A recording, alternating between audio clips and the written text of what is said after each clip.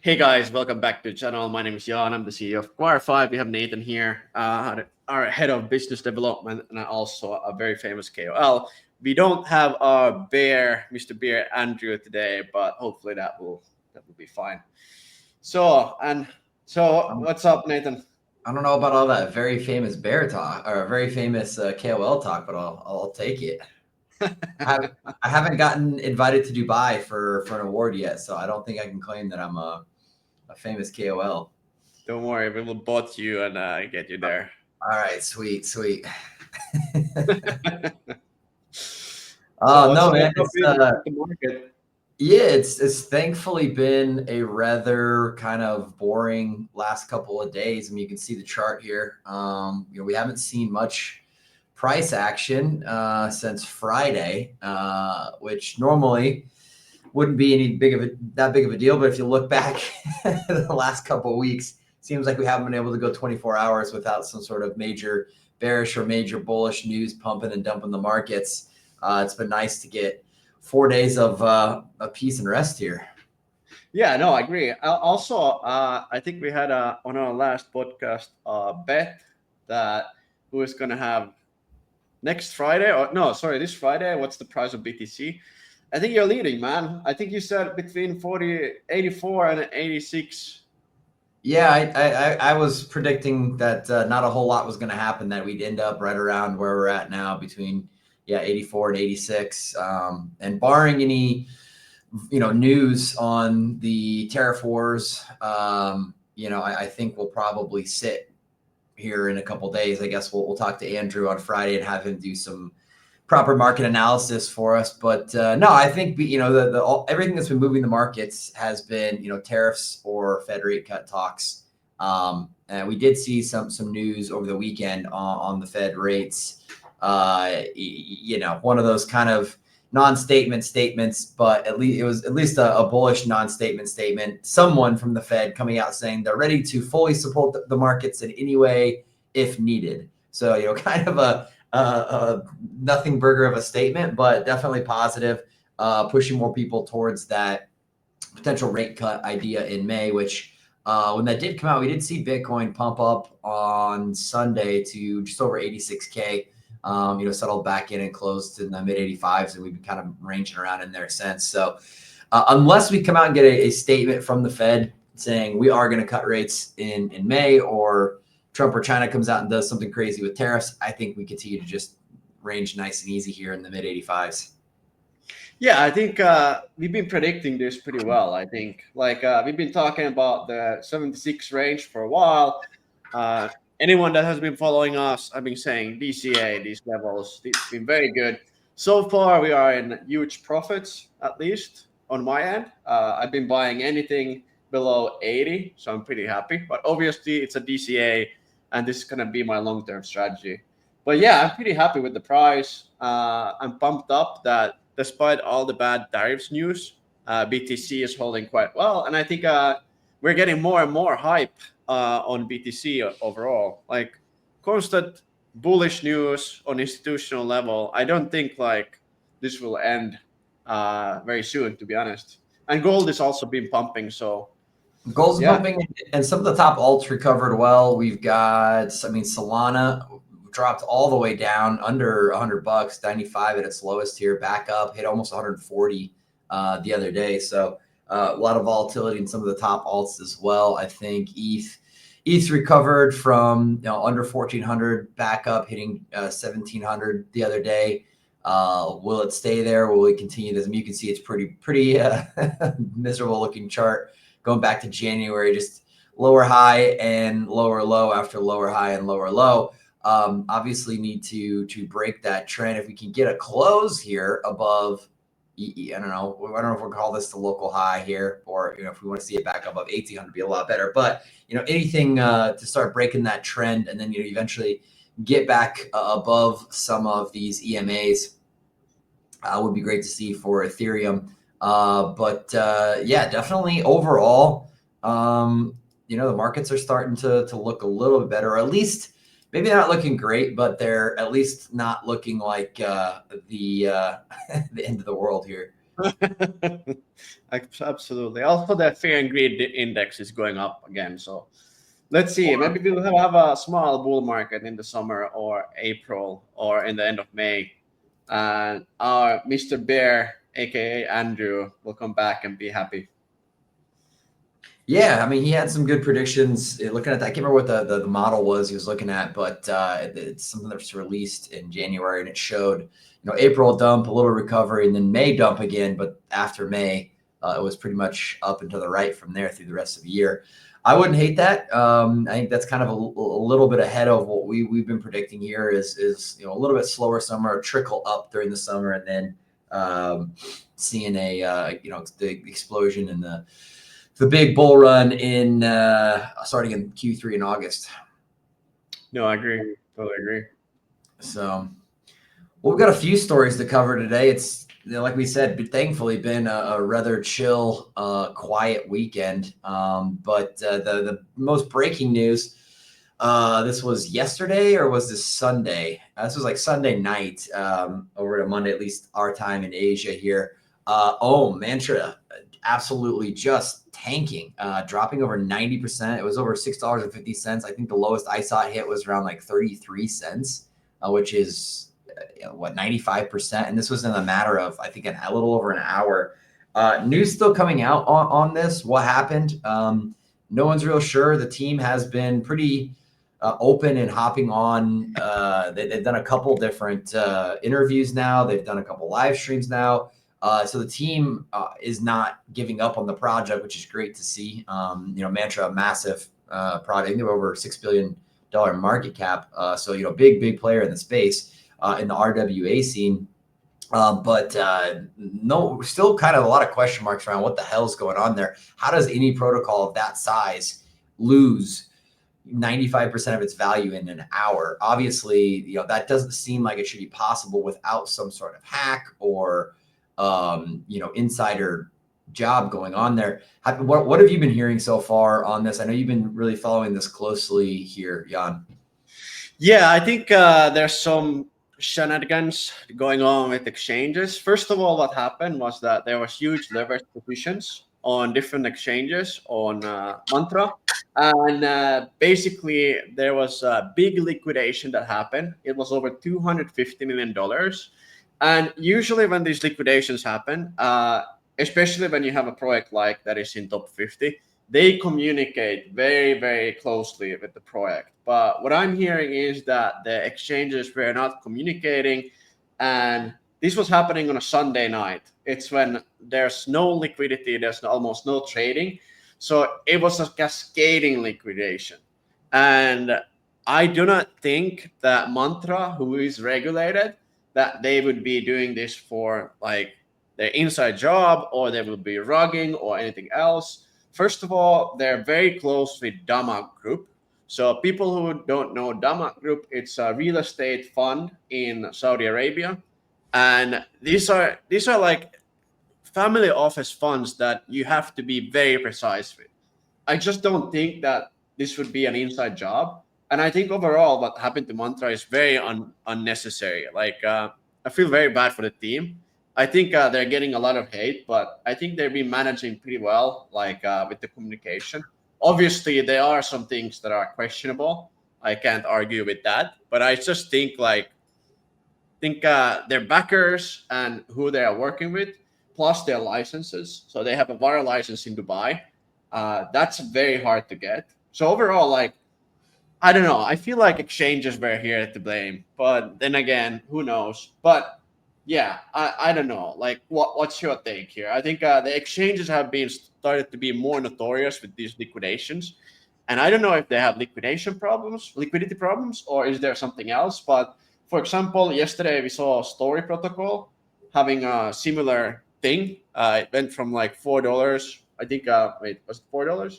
Yeah, it went from $4 to Yeah, bounced from almost. about 4 down to just like 310, but recovered fairly quickly. Yeah, and I think this is like weird. I don't know. Like, I feel like exchanges are not telling everything, and the fact that exchanges are coming now with their statement that hey, they're supposed to be working very closely. I don't think that's the deal. Like, I know some of the Monster players, and I think they're really good guys. But again, I'm buying here a little bit. I think they're gonna do some buyback and burn. What I heard from the some of the live streams, but yeah, Yeah. Yeah, the insider malfeasance, I'm not really buying. It doesn't make sense for a team like Mantra. They're one of the most talked about projects in the space. They're in one of the hottest sectors in the space with RWA. They're the industry leader for RWA, basically. All kinds of deals going on for them, growing the project, growing the ecosystem. And it's a project that's been around for a long time. This used to be Mantra DAO. It's been around for years. The founders all have plenty of money already. For them to want to come in and rug their own project doesn't make any sense to me. Now, does that mean maybe there was some things that got overlooked that allowed this to happen? That's possible. But at the end of the day, yeah, I think it's more a problem inherent with our current setup and our current system involving market makers, centralized exchanges, and the ability for this to happen. I mean, we all know liquidity cascade, type events happen, but for a project of this size to lose almost 95% of its entire market cap in an hour, like that shouldn't be like physically possible. The fact that that is possible on these exchanges shows that there's some serious issues here, that it's either and these exchanges and the market makers that are behind the scenes doing this stuff, they it's not like they don't know about the potential for this to happen. So whether it's malfeasance or negligence on their side, like neither is acceptable. And we need to find ways to start holding these these parties in the space more accountable. I'm not a big fan. If they're breaking laws that are in place, like they need to be prosecuted for breaking those laws. But I think there's other ways we can also hold centralized exchanges, market makers, et cetera, accountable. And the biggest part is, it starts with the founders of these projects. Maybe that means you don't take positions on 20 different centralized exchanges, and you force the good exchanges to take on better practices, have better behavior, to keep your project safe. I think Mantra will recover from this. It's going to take some time, but I think they'll be back close to where they were here before too long. But certainly a black eye on the reputation of the company. So something that shouldn't happen, something that doesn't need to happen in our industry, something that's been an unfortunate aspect of our industry. Anytime people can make this much money this fast, this industry has been the biggest, the most well-performing asset class, whether that's Bitcoin or a lot of these altcoins that have come and gone since the early days of crypto really kicking off in the ICO days. There's been nowhere else you can make this kind of money outside of drug trafficking. OnlyFans. OnlyFans Yeah, is this. and OnlyFans. So aside from showing your pussy or your or putting coke in your butt, not so many ways that the average person can make this kind of money. And so with that, like, people start ignoring these red flags. They start letting other people in the industry get away with shit that they normally wouldn't, because they're like, well, hey, whatever. If I'm making money, I don't want this game to stop. So we'll find our balance. We'll find our sweet spot between financial gain and legitimacy. It's going to continue to work and get better at this industry. But until then, this is the kind of stuff we're going to have to continue to deal with. So yeah, I feel bad for the team. Definitely probably some things that maybe were overlooked on their end. They should have had a protocol of this size. You would imagine has somebody 24/7 watching the chart for something like this happening and making sure that they can, at any moment's notice, provide more liquidity to exchanges as needed. But at the end of the day, not something that directly came from them. So hopefully those guys can get back on their feet here. No, I totally agree. But again, I think exchanges here are to blame. But again, like, team had unlocked tokens that were deposited. I don't know where those tokens came from. Or is it even maybe a market maker that had to liquidate themselves? But again, like, as you said, we need more openness. And as long as there are centralized exchanges that are basically dominating the trading, it's going to be very hard to understand, like, hey, where and what really happened. At least with Hyperliquid or some other decentralized exchanges that are coming along, you can see what happened. You can see everything is like there to be red. So yeah, very unfortunate. I'm buying here in Mantra a little bit. I think overall what happened is very unfortunate. I think they will recover. I think they will have some of their partners and early backers helping them out. And yeah, overall, I don't know. Like I'm very positive with things. Yeah, typically when we see something like this happen, Solana, for example, with the FTX crash, like that was a lifetime buying opportunity. So, not financial advice as always, but if you believe in Mantra, if you don't think that they are dead DOA, might be a good time to DCA and pick up a little bit at a massive discount. What are they sitting at right now? Oh, we got a story up here. Let me hop over to some Mantra. Yeah, still way down. Sitting at around 61 cents. So yeah, still down over 90% from the hack. Did the lowest on here showing 52. I saw on I can't remember which centralized exchange got down to as low as, I think it was Binance, as low as 33 cents. So it covered a little bit. That's the initial dump. If you look at a little bit earlier, you can see it. Yeah. So yeah, I mean, if you believe in RWA, if you believe what the team's saying, if you believe what we're saying, we're bullish on Mantra still. We think they're going to recover. This could be a lifetime buying opportunity right here. Yeah, I mean the risk reward is pretty good. Like again, look who is backing them up. If Saudi Arabia and especially Dubai funds are involved, and you have a VARA license, it's very, very hard to get. Yeah. And these guys are very specific who they work with.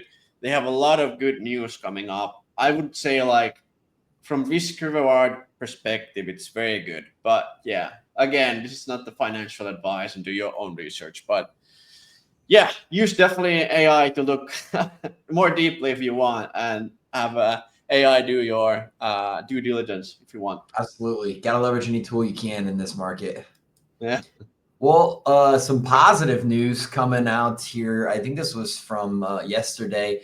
Anthony Pompliano, if you don't know that guy, I don't know what to tell you, but very famous OG in the space, fun guy to watch, does some great reports. Obviously, also very involved with the media and the current administration. But going to White House yesterday, meeting with Digital Assets Director Bo Hines, having a great chat with him about the U.S. buying more Bitcoin and even potentially using some of this tariff revenue that's been coming in to buy Bitcoin.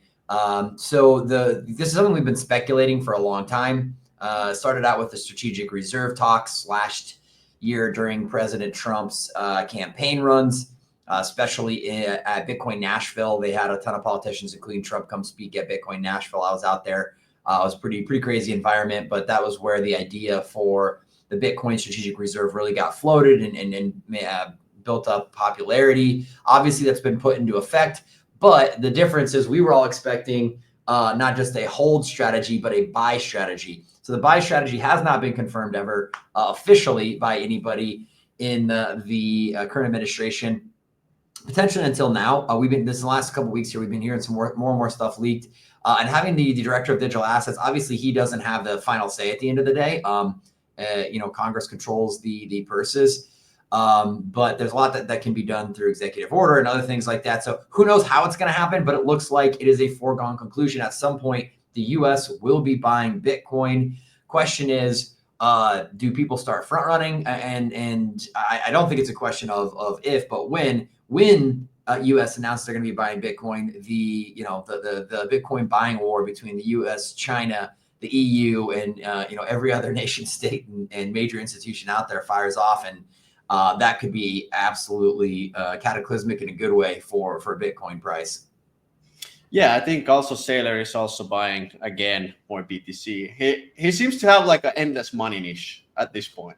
It's just almost every month he's buying more and more. Another 250 million. Yeah, I don't know where he's getting the money, but good for him. But anyway, I do agree. Like we're going into a new era where almost all states will own BTC, And I think US is making a strategic like position here. Like they want to own the supply, they want to control the price, and as we know, dollar has been tanking quite heavily. So what do? You can buy BTC with your debt. You can buy BTC with your inflated dollars. So Yeah, and I mean, I haven't looked this week, but Bitcoin liquidity has continued to decrease, especially recently. People pulling Bitcoin off exchanges. When nation states and these tier one institutions start buying, uh, there's not a lot of Bitcoin out there for them to buy.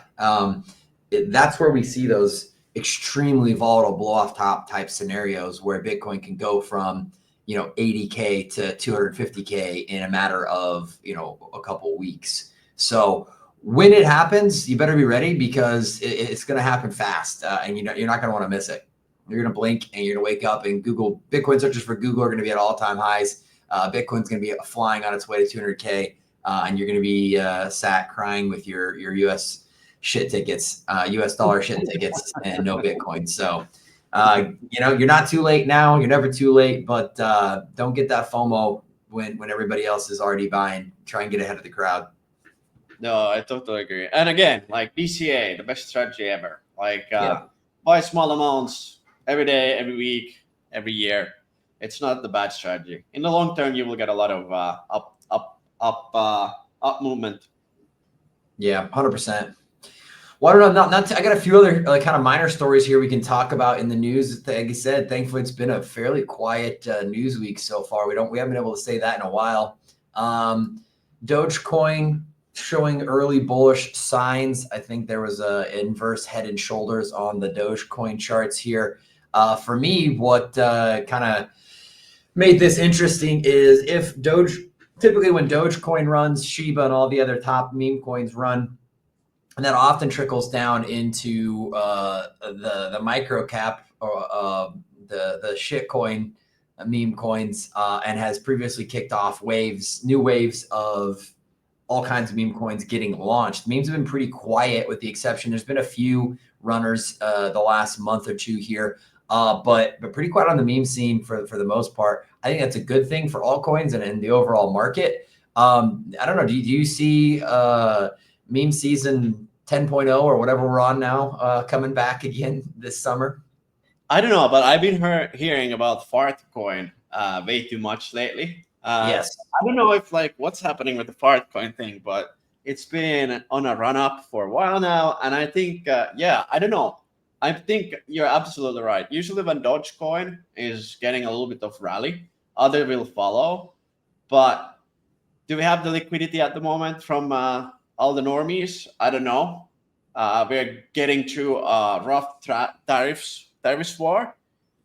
Maybe this will be the meme coin rally 10.0 or whatever, but I don't know. I'm very cautious now putting anything on memes. Yeah, it's looking at Fartcoin right now. It bottomed. It had looks like an all-time high of around $2.75. That was all the way back in mid-January, and it's just absolutely crashed out till mid-March, dropping as low under 20 cents. Since mid-March, though, it's bounced. It's up over 4x, sitting at about 92 cents right now, when as high as 99 cents about 4 days ago. So, yeah, Fartcoin has been on a rampage the last about a month or so here. There's been some other big runners in the space, but overall, good to see the pump fund numbers down towards zero, and overall that industry simmering out a little bit. It got a little too wild for a while there, and just really was sucking liquidity away from everything else. So I would love to see a return to utility coins, to real projects being built in the space. Rather than just 20,000 meme coins, everybody trying to dump on each other as soon as it hits $1 million market cap. No, I totally agree. We need more utilities. We need this industry to be more mature, but that's slowly happening. So I'm really happy. Yep, 100%.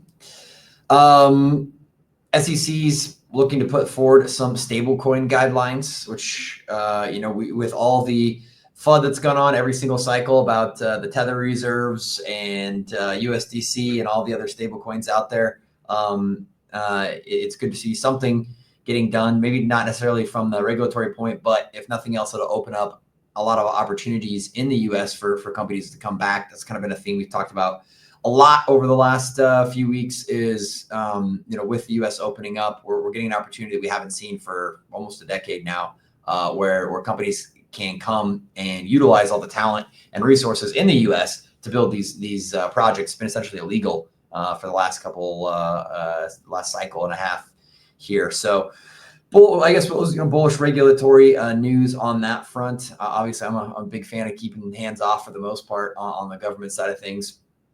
But I suppose this is better than last cycle. This time, around this time last cycle, we were seeing the U.S. government suing stablecoin companies. So, complete 360 or 180 on that. I suppose that's definitely at least somewhat bullish. No, sorry. I thought you were gonna talk still, but I don't know. Like SEC is getting more hands-on with different things, so I think that's good.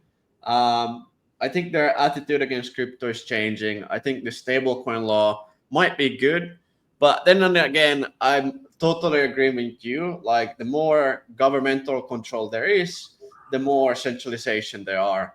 So it's always like keep more laws and take away decentralization, or you have more decentralization and you have less laws. So there must be a balance, right? Yeah. For the most part, I think we've already got the laws in place against things like fraud and there's all kinds of monetary laws and regulations. Just enforce what we have on the books. If crypto companies are breaking existing laws, great, arrest them. Penalize them. Do what you need to do. But I know for the most part, I love to see them keep fairly hands off on the industry and certainly at least stop stifling in the industry as they have for the last 8+ years here. No, I agree. Totally agree. Well, cool. I guess one kind of funny story or interesting, I guess, story to wrap things up. DeepSeek, the famous AI that crashed all the AI tokens. What was that, 2 months ago now, when they came out and said, hey, we can do everything you guys can do for 1/10 of the price, and nuked the AI market a little bit. But DeepSeek AI chooses its, I guess, best altcoin for 2025. I don't know why anyone would think XRP is even in that contention, but apparently that's the hot name right now. But choosing a token, Lightchain AI. I haven't had a chance to take a look at them yet, but I'm assuming it is a micro token here. Whoever wrote this article, obviously not the brightest individual. Being priced below 50 cents doesn't tell us anything about the token. That could be a $2 billion market cap coin, a price at 50 cents, or it could be a 1 million market cap coin price at 50 cents. I think that's a major mistake that a lot of newbies make, is looking at the price of the token and equating that with anything with the project. Price of a token is simply the supply, a ratio of the supply and the market cap. So I thought that was kind of silly that they chose to put the price in there, but I get the point they're trying to put across. It's some shit coin, some micro cap coin in there that's getting rated, picked by a very popular AI as 2025's most unique market opportunity. Again, interesting choice of words there. I don't know what unique is supposed to mean, but I'm assuming they're saying, I guess it's the best opportunity out there for degens. So I don't know. Are we going to start trusting AI to make all our picks here, or are you going to be still doing your own DD, Jan? I'm gonna do my own DD, but I think this may be a paid article by the project itself. It looks like that a little bit, but yeah, I don't know. Like the more we use AI, the more clever it will be. Like every day it gets better and better and better. But obviously, like I think this article, I think it's paid, to be honest. But yeah, I don't know. We're going into a very interesting era. We have so many different data points that we as humans being cannot review at the same time, but AI can. But obviously, like the AI, you have to feed it the right information. And maybe on this one, it didn't get feeded the right information. or it got fed very specific information that you can still manipulate it a bit. Yeah, no, absolutely. So, All right. Well, overall, I think take a quick look here. We talked about Bitcoin and Ethereum already here. XRP up 12% in the last week. That's pretty good there. BNB still up over just under $600. Solana making a nice recovery there. Dogecoin, as mentioned, starting to pump a little bit here.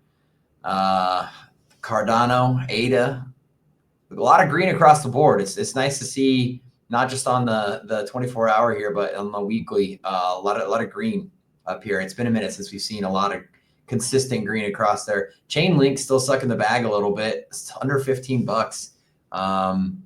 Man, Good I buying. know. Good Yeah, buying up here. Agreed. Yeah, a lot of people have been calling for $100 plus Chainlink since the end of last cycle. So I don't know if that's going to happen or not, but whether it's going to reach $100 or $50, under $15 is a hell of a steal. Yeah, no. I think there's a lot of top 100, top 50 coins that are on a buy zone. Obviously, we don't have Andrew the Beer here saying the technicals, but we will have him this week. I think part of the problem is a lot of people watching, myself included, don't have that much dry powder to go and deploy at the moment. You've been buying every dip, buying the next dip. Eventually, you run out of cash to buy the dips with. But that's why you have to DCA. It's DCA with small amounts. You're good. Yeah, 100%. So, yeah, that's about all I got today here for you guys. Fortunately, a rather quiet news day, but always plenty to talk about in the space. I know we always say, "Oh, we're going to be able to make it 15 minutes," and here we are sitting at 32 minutes already. No, it's fine. It's okay. Please follow us. We will have Andrew later this week again doing some market reports. Nathan, any final words? No, just appreciate everybody watching. Helps us out a ton if you can give us a like, a comment, and a retweet. Check out our Tier 5 group if you want to get in on the inside of what's going on with the Acquire.Fi, community raises, unique investment opportunities. And if you're looking for OTC, M&A, secondaries, all the top deals in the market, we've got them all on our deal flow channel. Check that out. You can find that on Telegram. And reach out to us if any of those deals are of interest to you. Good job. Good stuff, man. See you guys later.